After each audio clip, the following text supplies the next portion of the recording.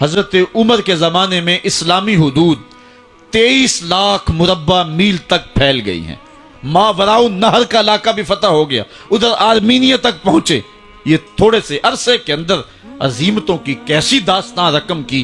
اقبال تڑپ کے کہتا ہے, دی ازانے کبھی یورپ کے کلیساؤں میں, کبھی افریقہ کے تپتے ہوئے صحراؤں میں, دشت و دشت دریا بھی نہ چھوڑے ہم نے, بحر ظلمات میں دوڑا دیے گھوڑے ہم نے.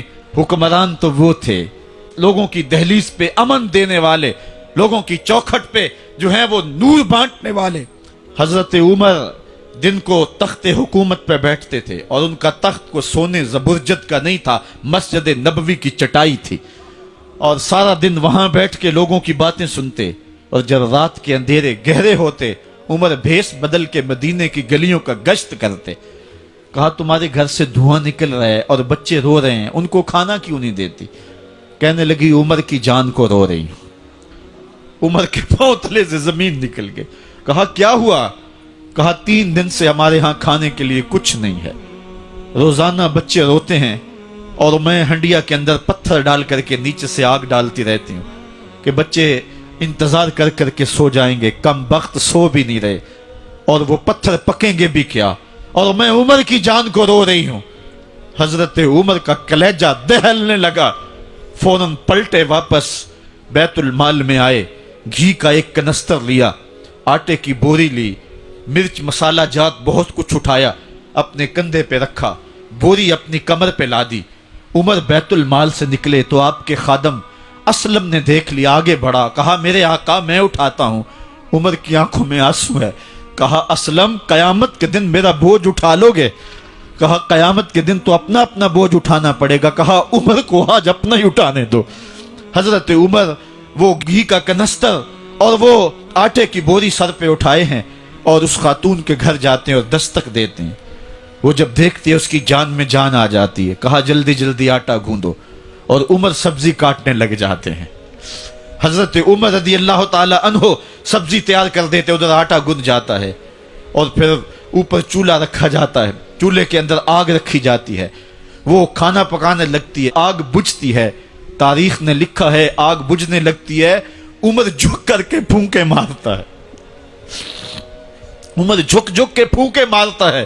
کھانا پک گیا اور بچوں کے سامنے کھانا رکھ دیا, بچے کھا رہے ہیں. اب بچے رو رو کے نڈال ہو چکے تھے. حضرت عمر اپنے ہاتھوں کو اور اپنے گھٹنوں کو اور اپنے پاؤں کو زمین پہ لگا کے, جس طرح بکری کا بچہ چلتا ہے, ویڑے کے اندر کبھی ادھر چلتے ہیں کبھی ادھر چلتے ہیں, تاکہ بچے مجھے دیکھ کے خوش ہوں اور دل میں کہتے عمر جتنا رلایا ہے اب اتنا ہنسانا بھی پڑے گا.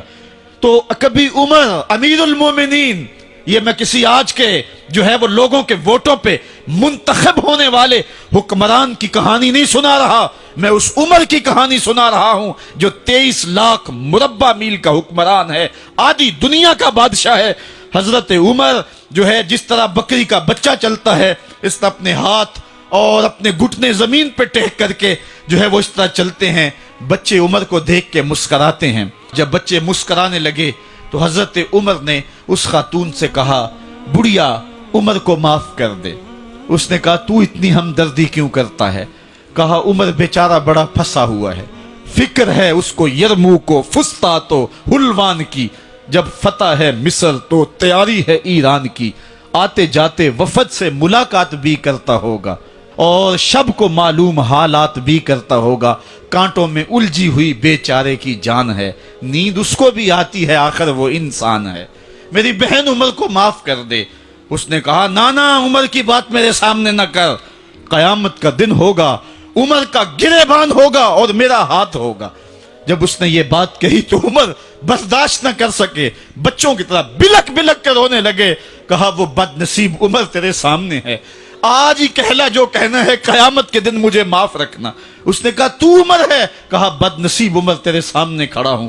میرے عمر کہتے ہیں اگر دجلہ کے کنارے ایک بکری کا بچہ بھی پیاسا مر گیا, اس کا حساب بھی عمر سے لیا جائے گا.